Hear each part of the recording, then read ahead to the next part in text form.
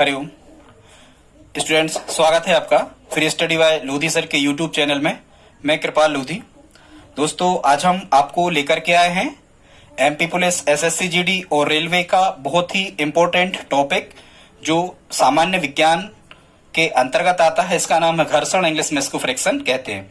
दोस्तों, यदि आप हमारे चैनल पर पहली बार विजिट कर रहे हैं तो प्लीज हमारे चैनल को सब्सक्राइब कर लें, साथ में बेल आइकन पर क्लिक कर दें ताकि सबसे पहले नोटिफिकेशन आपको मिलता रहे। दोस्तों, हम इसी प्रकार के कॉम्पिटिटिव एग्जाम रिलेटिव वीडियो लाते रहते हैं। हालांकि ये जो आज हमारा घर्षण का जो चैप्टर है, ये कक्षा 9th में, 8th में और एनसीईआरटी की 6th क्लास और 12th क्लास में भी घर्षण संबंधी, या 11th में भी है, घर्षण रिलेटिव चैप्टर इसमें है। तो दोस्तों, आइए प्रारंभ करते हैं। यदि आप हमारे और वीडियोस देखना चाहते हैं तो प्लेलिस्ट में जाकर के आप देख सकते हैं, जिसमें मैथ्स, रीजनिंग, जीके, शिक्षक भर्ती परीक्षा की वीडियो अपलोड कर चुके हैं। तो आइए प्रारंभ करते हैं आज का टॉपिक, और आज के टॉपिक का नाम है घर्षण, जिसको इंग्लिश में क्या कहते हैं, फ्रिक्शन। ठीक है स्टूडेंट, तो सबसे पहले हमें क्या समझना है कि घर्षण क्या है स्टूडेंट्स। तो यदि कभी प्रश्न आ जाता है कि घर्षण क्या है, तो आपको कहना है घर्षण एक बल है। इसका पूरा नाम है, हम क्या कहते हैं इसको, घर्षण बल। ठीक है स्टूडेंट्स, आई होप आप समझ गए होंगे घर्षण क्या है, एक बल है। अब हम देख लेते हैं घर्षण की परिभाषा क्या होगी। तो स्टूडेंट्स, जब एक पिंड दूसरे पिंड के ऊपर फिसलता है या फिसलने का प्रयास करता है तो उनके संपर्क तलों के मध्य एक बल कार्य करता है जो पिंडों की सापेक्ष गति का विरोध करता है। इस गति विरोधी बल को ही हम घर्षण या घर्षण बल कहते हैं। कहने का मतलब सिंपल सी भाषा में ये है स्टूडेंट्स कि यदि एक पिंड दूसरे पिंड के ऊपर फिसल रहा है या फिसलने का प्रयास कर रहा है या लुढ़क रहा है, कुछ भी, हालांकि फिसलना और लुढ़कना अलग अलग बात होता है, आगे हम आपको बताएंगे। तो स्टूडेंट्स, क्या होता है, इनके संपर्क तलों के मध्य में, जैसे मान के चलो कोई भी ये एक टेबल रखी हुई है और यदि हम इस पे कोई भी एक पुस्तक को खिसकाएं, यदि बल लगाएं किसी भी दिशा में, तो इनके संपर्क तलों के मध्य जो बल लगता है इसे क्या कहते हैं स्टूडेंट, घर्षण बल कहते हैं। ठीक है, आई होप आप समझ गए होंगे। इसके बाद हम ये देखते हैं कि जो घर्षण बल है ये सदिश राशि है या अदिश राशि है। तो जैसा कि आपको पहले से पता है कि बल कैसी राशि है, तो आपको पता होना चाहिए बल सदिश राशि है, इसलिए ये जो घर्षण बल है ये भी कैसा है, घर्षण बल भी सदिश राशि ही है। ठीक है स्टूडेंट्स, किसी भी प्रकार का बल हो सदिश राशि ही होता है। अब हम देख लेते हैं स्टूडेंट्स की घर्षण बल की खोज किसके द्वारा की गई थी। तो जैसा कि आपको पता होगा कि बल का मात्रक, ऐसा ही मात्रक ही न्यूटन होता है। मतलब कभी भी आपको किसी भी प्रकार के बल की खोजकर्ता आपसे पूछे जाए तो आपको न्यूटन ही कहना है। ठीक है स्टूडेंट, तो घर्षण बल के खोजकर्ता कौन थे, न्यूटन ही थे, फादर ऑफ फिजिक्स। इनको भौतिक विज्ञान का जनक या पिता भी कहा जाता है न्यूटन को, आप जानते होंगे।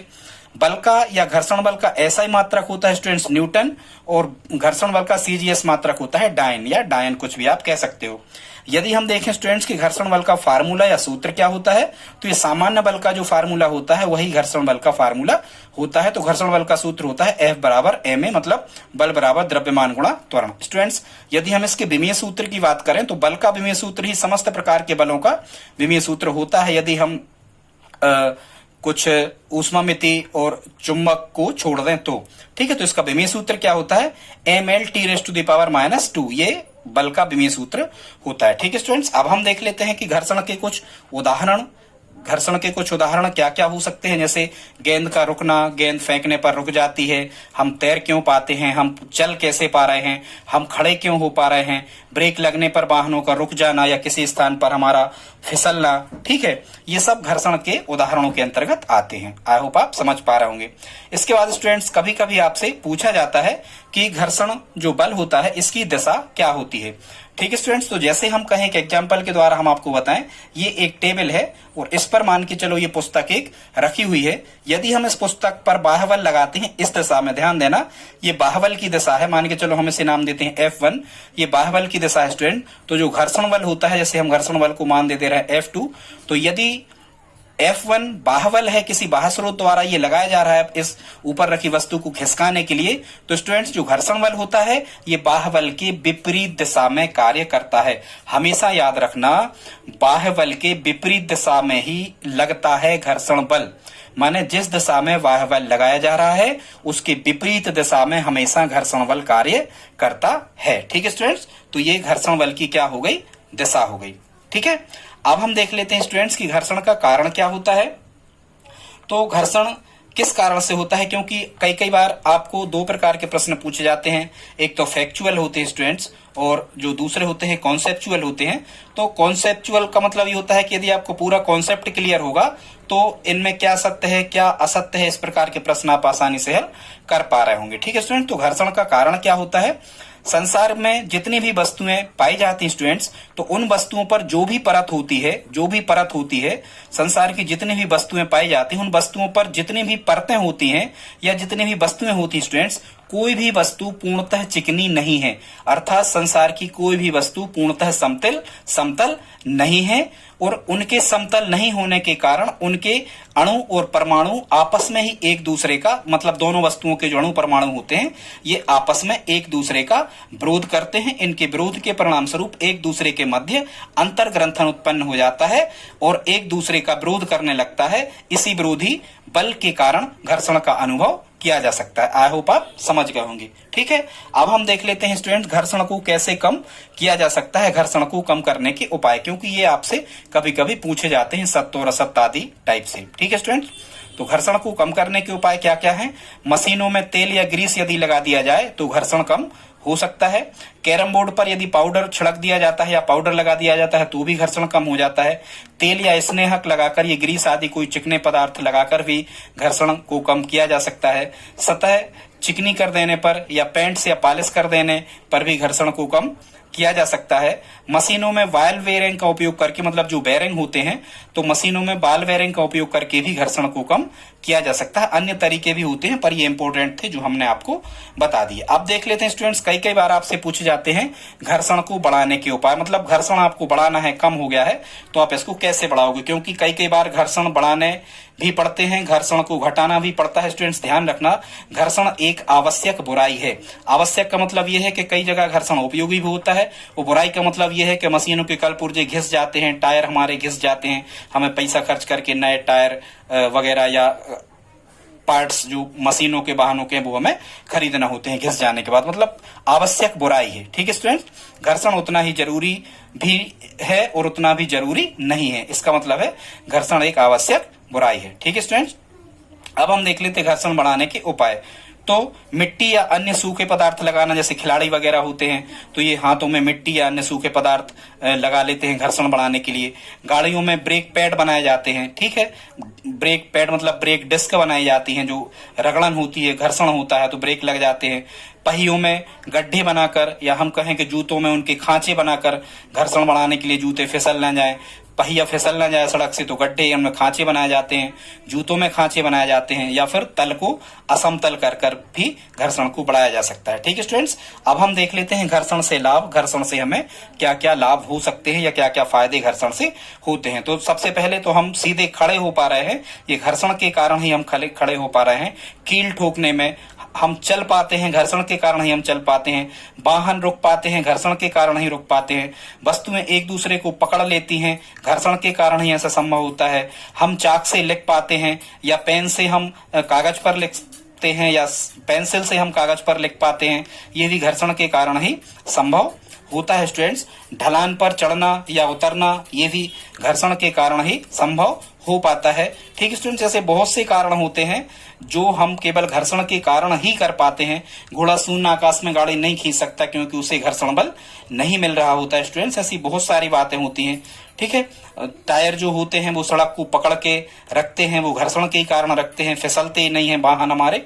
ऐसे बहुत सारे कारण हैं जो हमें बताते हैं कि घर्षण से हमें लाभ भी होता है। लेकिन स्टूडेंट्स, कई बार घर्षण से हमें हानि भी होती है। यहाँ हमने कुछ लाभ और रह गए तो इनको आप और देख लें। घर्षण से और हमें क्या क्या लाभ हो सकते हैं? दीवार पर कीलें ठोकी जा सकती हैं, धातुओं को काटना संभव होता है घर्षण के द्वारा ही। ठीक है स्टूडेंट्स, आगे देखते हैं। आगे है घर्षण से हानियां क्या क्या होती हैं। तो घर्षण से स्टूडेंट्स हमें हानियां भी होती हैं। कौन कौन सी हानियां हैं आइए देख लेते हैं। सबसे पहले तो वस्तुओं में टूट फूट होना, मशीनों की कल पुर्जे घिस जाना, टायरों का घिस जाना, जूतों के सोल जो तल्ले होते हैं इनका घिस जाना। इसमें ऊर्जा का नुकसान भी होता है, उसमें ऊर्जा के रूप में इसका क्षय भी होता है। मशीनों की जो गति है या वाहनों की जो गति है वो घर्षण के कारण कम हो जाती है। जूते घिस जाते हैं और मशीनों की दक्षता कम हो जाती है, मतलब उनकी कार्य करने की क्षमता कैसी हो जाती है, कम हो जाती है। तो स्टूडेंट्स ये घर्षण से कुछ हानियां भी हैं। अब हम देख लेते हैं घर्षण बल की विशेषताएं, या घर्षण बल किन किन कारकों पर निर्भर करता है। ये भी आपको कॉन्सेप्चुअल क्वेश्चंस में कई बार पूछे गए हैं। ठीक है, तो घर्षण बल जो है वो कैसा बल है, असंरक्षी बल है। दूसरा, घर्षण बल जो है ये संपर्क तलों के मध्य कार्य करता है। ठीक है, घर्षण बल गति के विपरीत दिशा में कार्य करता है। भार जो है ये घर्षण बल के अनुक्रमानुपाती होता है, माने जिन वस्तुओं के भार जितने ज्यादा होंगे उनके संपर्क तलों के मध्य घर्षण बल का मान ही उतना ही अधिक होगा, और जिनके भार वस्तुओं के जितने ज्यादा कम होंगे उनके घर्षण बल का मान भी संपर्क तलों के मध्य कार्य करने वाले का कम होगा। ठीक है स्टूडेंट्स, घर्षण बल जो है ये क्षेत्रफल पर भी निर्भर करता है। यदि संपर्क तलों का क्षेत्रफल अधिक होगा तो घर्षण बल का मान अधिक होगा। यदि वस्तुओं के संपर्क तलों के क्षेत्रफल का मान कम होगा तो घर्षण बल का मान कम होगा। अनुक्रमानुपाती का मतलब स्टूडेंट्स यही होता है, एक राशि बढ़ती है तो दूसरी बढ़ती है, एक घटती है तो दूसरी घटती है। आगे हम देखते हैं कि जो घर्षण बल है ये लगाए गए बाह्य पर भी निर्भर करता है, जो बाह्य बल लगाया जाता है वस्तुओं को खिसकाने चलाने आदि में। फिर जो घर्षण बल है ये किन पदार्थों पर लगाया जा रहा है, उन पदार्थों की प्रकृति पर भी घर्षण बल का मान निर्भर करता है। फिर हम देख लेते हैं अगली विशेषता है, यह संपर्क तलों के समांतर लगता है। स्टूडेंट्स ध्यान रखना, संपर्क तलों के समांतर लगता है, लेकिन इसकी दशा कैसी होती है हम आपको पहले बता चुके, ये लगाने वाले बाह्य बल की विपरीत होती है। फिर स्टूडेंट्स अगला देख लेते हैं, ये जो घर्षण बल है ये अभिलंब प्रतिक्रिया बल के अनुक्रमानुपाती होता है। घर्षण बल मतलब अभिलंब प्रतिक्रिया बल का मान जितना ज्यादा होगा घर्षण बल उतना ज्यादा होगा, अभिलंब प्रतिक्रिया बल का मान जितना कम होगा घर्षण बल का मान उतना ही कम होगा। ठीक है स्टूडेंट्स, अब हम देख लेते हैं लोटनिक घर्षण या बेलनाकार घर्षण, या इसी को कहते हैं लुंठन घर्षण, और इसी को इंग्लिश में रोलिंग घर्षण भी कहते हैं। स्टूडेंट्स इसका मान सभी घर्षणों में जितने भी प्रकार होते हैं इसका मान लोटनिक, बेलनाकार, लुंठन घर्षण का मान सबसे कम होता है, क्योंकि इसका मतलब क्या होता है, लोटनिक या घर्षण का इसका मतलब होता है क्या, रोलिंग करना। ठीक है, रोलिंग करना, आप समझ रहे होंगे, लुढ़कना, रोलिंग करना। इसलिए इनके संपर्क तलों के मध्य बहुत कम बल लगता है, इसलिए इसका मान लोटनिक या बेलनाकार या लुंठन घर्षण का मान सबसे कम होता है। स्टूडेंट सबसे ज्यादा जो घर्षण का मान होता है ये होता है स्थैतिक घर्षण। स्थैतिक घर्षण का मान ज्ञात सभी घर्षणों में सबसे ज्यादा होता है। स्टूडेंट्स अब हम देख लेते हैं घर्षण के प्रकार, और एक चीज और समझना, यहाँ कई बार तो घर्षण के प्रकारों की परिभाषा आपसे पूछी जाती है, लेकिन कई बार आपसे, यहाँ हमने जगह कम थी, हम बोल के आपको बताते जाएंगे, यहाँ हमने इन घर्षणों के एग्जाम्पल्स को नहीं लिखा है, इन घर्षणों के उदाहरण आपसे निश्चित रूप से पूछे जाते हैं कि ये किस प्रकार का घर्षण होगा। जैसे उनने यही कह दिया कि बर्फ के ऊपर फिसलना, ये किस प्रकार का घर्षण है, तो आपको बताना होगा कि स्थैतिक है, सीमांत है, या गतिक है, या तरल या वायु। ठीक, आई होप आप समझ रहे होंगे। तो किस प्रकार का घर्षण, ये प्रश्न आपसे पूछे जाते हैं। तो स्टूडेंट्स मुख्यतः जो घर्षण होता है ये 4 प्रकार का होता है, जिसको हम आपको बता रहे हैं। पहला जो घर्षण होता है स्टूडेंट्स, इसको हम क्या कहते हैं, पहले प्रकार के घर्षण को क्या कहते हैं, हम स्थैतिक घर्षण कहते हैं। अब आप इसको समझें कि स्थैतिक घर्षण, स्टैटिक फ्रिक्शन क्या कहलाता है। तो स्टूडेंट्स जब क्या होता है, जब एक पिंड को दूसरे पिंड पर चलाने का प्रयास किया जाता है, फिर भी जो पहला वाला पिंड है वो ब्राह्मावस्था में ही रहता है, तो दोनों पिंडों के संपर्क तलों के मध्य कार्य करने वाले घर्षण को स्थैतिक घर्षण कहते हैं। ठीक है, यदि आप नहीं समझ रहे तो हम आपको बता रहे हैं। जैसे मान के चलो ये टेबल है, अब यदि टेबल के ऊपर हमने कोई पुस्तक को रख दिया है, अब यदि हम पुस्तक को खिसकाने के लिए कोई बल लगा रहे हैं, तो ये बाह्य बल लगाने के बाद भी यदि ये पुस्तक बिल्कुल भी नहीं फिसलती है, तो इन दोनों पिंडों के मध्य कार्य करने वाला जो बल होगा वो स्थैतिक घर्षण कहलाएगा स्टूडेंट्स। और हम आपको बता चुकी, कभी भी आपसे पूछा जाए कि सबसे ज्यादा घर्षण बल, किस घर्षण बल का मान सबसे ज्यादा होता है, तो स्थैतिक घर्षण बल का मान सबसे ज्यादा होता है। क्यों सबसे ज्यादा होता है, क्योंकि यहाँ ताकत लगाने के बाद भी, बल लगाने के बाद भी पहली जो वस्तु है वो दूसरे के ऊपर नहीं चल पा रही, नहीं फिसल पा रही। इसलिए ये क्यों नहीं फिसल पा रही, घर्षण बल के कारण नहीं फिसल पा रही, इसलिए हम कहते हैं कि स्थैतिक घर्षण का मान सबसे ज्यादा होता है। एग्जाम्पल, यहाँ हमने एक एग्जाम्पल भी आपको बताने का प्रयास किया है, बर्फ के ऊपर फिसलना। ठीक है स्टूडेंट्स, तो बर्फ के ऊपर फिसलना, कई बार क्या होता है कि बल लगाने के बाद भी व्यक्ति बर्फ के ऊपर नहीं फिसलता है, तो इस प्रकार के घर्षण को हम क्या कहते हैं, स्थैतिक घर्षण कहते हैं। ठीक है, कभी ऐसे एग्जाम्पल आ जाए कि यदि ऐसी स्थिति बन जाए कि एक वस्तु को दूसरे के ऊपर चलाया जाए, वो ना चले, ज्यादा बल लगाने पर ही चले, तो आपको क्या कहना है कि वो स्थैतिक घर्षण होगा। ठीक है स्टूडेंट्स, दूसरे प्रकार का जो घर्षण होता है इसको स्टूडेंट्स हम कहते हैं सीमांत घर्षण। क्या कहते हैं सीमांत घर्षण। अब इसकी आप परिभाषा समझ लें स्टूडेंट्स कि सीमांत घर्षण ये किसे कहते हैं। तो जब एक पिंड को दूसरे पिंड के ऊपर चलाने का प्रयास किया जाता है और पहला पिंड एकदम ठीक चलने को तैयार ही हो जाता है, तो इस स्थिति में मतलब इस स्थिति को हम सीमांत संतुलन की स्थिति कहते हैं। किसे स्टूडेंट्स, ये भी आपसे पूछा जा सकता है कि सीमांत संतुलन की स्थिति क्या कहलाती है। सीमांत घर्षण में सीमांत संतुलन की स्थिति क्या कहलाती है, इसको ध्यान से आप फिर से सुन लें।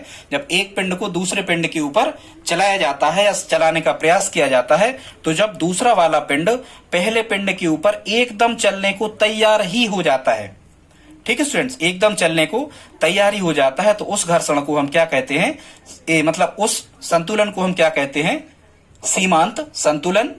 और इस सीमांत संतुलन की स्थिति में कार्य करने वाले घर्षण को क्या कहा जाता है स्टूडेंट्स, सीमांत घर्षण कहा जाता है। आई होप आप सीमांत घर्षण की परिभाषा, लिमिटिंग फ्रिक्शन इसको हम कहते हैं, आप समझ गए होंगे। ठीक है स्टूडेंट, अब हम देखते हैं स्टूडेंट्स अगला जो प्रकार है घर्षण का, इसे हम कहते हैं गतिक घर्षण। क्या कहते हैं स्टूडेंट्स, गतिक घर्षण। अब इसकी परिभाषा को आप समझें। जब एक पिंड को दूसरे पिंड के ऊपर चलाया जाता है और एक पिंड दूसरे पिंड के ऊपर गति करने लगता है, तो दोनों पिंडों के संपर्क तलों के मध्य कार्य करने वाले घर्षण को हम क्या कहते हैं, गतिक घर्षण। ध्यान से सुनना, गतिक घर्षण। यहां कभी कभी ये प्रश्न आपसे पूछा गया है स्थैतिक घर्षण में कि एक पिंड दूसरे पिंड के ऊपर क्यों नहीं फिसलता है। तो यहां जो घर्षण बल है ये बाह्य का विरोध करता है और घर्षण बल संतुलित कर लेता है बाह्य बल को, ये उसके विपरीत लग जाता है, इसलिए कोई पिंड नहीं फिसलता है। ठीक है स्टूडेंट, तो अब हम गतिक घर्षण में कैसी स्थिति आपको बताई कि जब एक वस्तु दूसरी वस्तु के ऊपर चलने लगती है, तो इस प्रकार के घर्षण को हम क्या कहते हैं, गतिक घर्षण कहते हैं। स्टूडेंट्स आगे देखते हैं, हम आपको बता रहे थे गतिक घर्षण किसे कहते हैं। तो जब एक पिंड दूसरे पिंड के ऊपर, ये परिभाषाएं आप ध्यान से समझना। स्थैतिक घर्षण में एक पिंड दूसरे पिंड के ऊपर नहीं फिसलेगा, सीमांत घर्षण में बिल्कुल फिसलने की स्थिति में होगा। इस सीमांत घर्षण की स्थिति से थोड़ा ही ज्यादा बल लगा दिया जाए तो एक पिंड दूसरे पिंड के ऊपर गति करने लगेगा, जिसको हम गतिक घर्षण कहते हैं। स्टूडेंट्स गतिक घर्षण दो प्रकार का होता है, सर्पी घर्षण और बेलन घर्षण।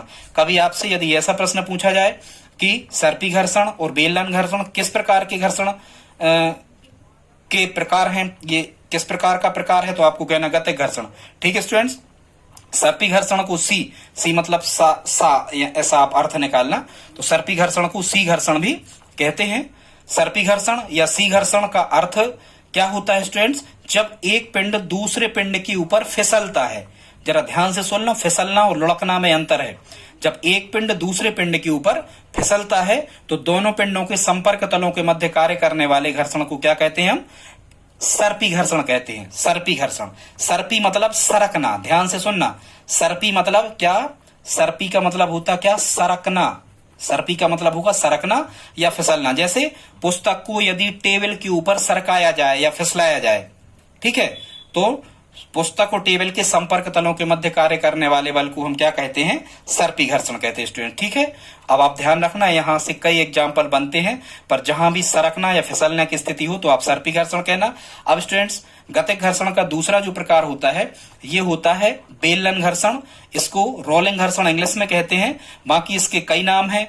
बेलन घर्षण को रोलिंग घर्षण भी कहते हैं, बेलन घर्षण को लोटनिक घर्षण भी कहते हैं, और बेलन घर्षण को लुंठन घर्षण भी कहते हैं। स्टूडेंट्स इतने नाम हैं। अब हम देखते हैं कि बेलन घर्षण या रोलिंग घर्षण, लोटनिक घर्षण या लुंठन घर्षण क्या कहलाता है स्टूडेंट्स। तो जब एक पिंड दूसरे पिंड के ऊपर लुढ़कता है, रोलिंग करता है, लोटनिक का मतलब लूटता है, लुढ़कता है। ध्यान से सुनना, ये सर्पी घर्षण मतलब फिसलना और बेलन घर्षण मतलब लुढ़कना। जैसे मान के चलो जो गोलाकार वस्तुएं होती हैं, जैसे कोई पहिया है या कोई बेलन है या कोई वृत्ताकार गोला है, ये यदि किसी स्थान पर लुढ़क रहे हैं, समझ रहे हैं आप, कोई पुलिया है, यदि ये लुढ़क रहे हैं किसी स्थान पर तो उनके संपर्क तलों के मध्य कार्य करने वाले घर्षण को हम क्या कहते हैं स्टूडेंट्स, बेलन घर्षण कहते हैं। आई होप आप समझ रहे होंगे, जब एक पिंड दूसरे पिंड के ऊपर रोलिंग करता है या लुढ़कता है तब उनके संपर्क तलों के मध्य कार्य करने वाले घर्षण को हम बेलन घर्षण या रोलिंग घर्षण, लौटने के लुंठन घर्षण कहते हैं। तो इसके बेलन घर्षण के जो एग्जाम्पल है स्टूडेंट्स, इनको हम देख लेते हैं। एक चीज और आप ध्यान रखना, जितने भी घर्षण बल होते हैं या जितने प्रकार के भी घर्षण होते हैं, इनमें बेलन घर्षण का मान सबसे कम होता है। ठीक है, लोटनेक इसको हम कहते हैं, लोटनेक। लोग कम ही लौटते हैं, ज्यादा नहीं लौटते, तो या जाने के बाद नहीं लौटते ऐसे, तो या कम ही लोग लौटते हैं, ऐसे आप लौटते हैं, ऐसे आप याद रख लेना। तो लौटने घर्षण का मान सबसे कम होता है। लौटने घर्षण के एग्जाम्पल हम देख लेते हैं। तो इसके स्टूडेंट्स उदाहरण क्या क्या हो सकते हैं लौटने घर्षण के एग्जाम्पल? तो एक तो सड़क पर बस के पहिए की गति या सड़क पर किसी भी प्रकार के पहिए की गति, टायर लगी संदूक की गति पृथ्वी पर या सड़क पर किसी भी स्थान पर, किताब को पेंसिल के ऊपर रखकर लुढ़काना या किताब को पेंसिल या पेन के ऊपर रखकर चलाना, सरकाना, तो ये किस प्रकार की गति होगी स्टूडेंट्स? ये होगी किसकी, ये किस प्रकार की घर्षण इन संपर्क तलों के मध्य कार्य करेगा? बेलन घर्षण। आई होप आप समझ गए होंगे। अब स्टूडेंट्स यहाँ पर यह भी प्रश्न कभी पूछा गया है, वहीं से हमने लिया है। अब हम देख लेते हैं कि किस घर्षण का मान सबसे कम और किसका मान सबसे ज्यादा होता है। स्टूडेंट्स जैसा कि हमने आपको बताया, बेलन घर्षण या लौटने घर्षण का मान सबसे कम होता है, उससे ज्यादा होता है बेलन घर्षण से ज्यादा मान होता है सर्पी घर्षण का, और सबसे ज्यादा मान किस घर्षण का होता है? स्थैतिक घर्षण का। ठीक है स्टूडेंट्स, सबसे कम बेलन घर्षण का और सबसे ज्यादा स्थैतिक घर्षण का। स्टूडेंट्स कई बार एक प्रकार का घर्षण और आता है जिसको हम तरल घर्षण कहते हैं, और अलग अलग किताबों में अलग अलग प्रकार का ये दिया जाता है। हालांकि जो तरल घर्षण है ये वायु और जल दोनों को विज्ञान में तरल माना गया है। तो वायु में जो वस्तुएं गति करती हैं और यदि वायु स्लो बहती है तब तो उसके घर्षण को नगण्य मान लिया जाता है, लेकिन यदि वायु बहुत तेज बह रही होती है स्टूडेंट्स तो उसके संपर्क में जो भी वस्तुएं आती हैं, तो वायु और उस वस्तु के संपर्क तल के मध्य जो बल कार्य करता है उसे वायु घर्षण कहते हैं। और जब कोई वस्तु जल में गति कर रही होती है स्टूडेंट्स, तो ठीक है, कई वस्तुएं गति करती हैं जल में, जब कोई वस्तु जल में गति कर रही होती है तो जल और उस वस्तु जो जल में गति कर रही है उसके संपर्क तलों के मध्य कार्य करने वाले बल को हम तरल घर्षण कहते हैं। या स्टूडेंट्स वायु और जल के मध्य जो वस्तुएं गति कर रही होती हैं, इनके संपर्क तलों के मध्य कार्य करने वाले बल को हम क्या कहते हैं, या घर्षण को हम तरल घर्षण कहते हैं। स्टूडेंट्स यहाँ भी कई बार प्रश्न पूछा गया है, तो ये हम इनके संपर्क तलों के मध्य या जो दो वस्तुएं हैं उनके मध्य भी हम आपको बता दे रहे हैं कि यदि वायु और ठोस में, एक वस्तु ठोस है जो वायु में गति कर रही है, ध्यान से सुनना, यदि एक ठोस वस्तु